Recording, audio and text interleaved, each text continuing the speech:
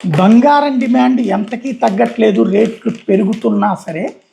కాబట్టి వ్యూహాత్మక ఖనిజంగా దాన్ని ప్రకటించండి అని చెప్తోంది వరల్డ్ గోల్డ్ కౌన్సిల్. పసిడిని వ్యూహాత్మక ఖనిజం గుర్తించాలని డిమాండ్ పెరిగింది. దిగుమతులకు చెక్ పెట్టి దేశీయ ఉత్పత్తి పెంచుకోవాలంటే ఈ లోహాన్ని వ్యూహాత్మక ఖనిజంగా వర్గీకరించడమే మేలని ప్రపంచ స్వర్ణమండలి కేంద్ర ప్రభుత్వాన్ని కోరింది. ఆ సంస్థ భారత విభాగం CEO సచిన్ జైన్ ఈ విషయం వెల్లడించారు. ఇలా గుర్తించడం వల్ల మైనింగ్ కంపెనీలు కేంద్ర ప్రభుత్వం నుంచి పొందే ఒకే లైసెన్స్తో దేశంలో ఎక్కడైనా బంగారం నిక్షేపాలని అంటే బంగారం గనుల్ని అన్వేషించడం, ఉత్పత్తి చేపట్టాలంటే రాష్ట్ర ప్రభుత్వాల నుంచి అనేక అనుమతుల కోసం కాళ్ళు అరిగేలా తిరగకుండా ఈజీ అవుతుంది.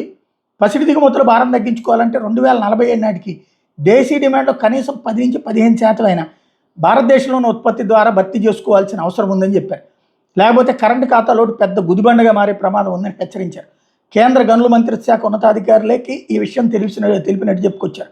దేశంలో ప్రజల దగ్గర దాదాపు 314 లక్షల కోట్ల విలువ చేసే 31,000 టన్నుల బంగారం ఉందని జైన్ చెప్పుకొచ్చారు. ఇందులో 20,000 టన్నులు నగల రూపంలో ఉంటే మిగతా మొత్తం నాణ్యాలు కడ్డీల రూపంలో ఉందని చెప్పుకొచ్చారు.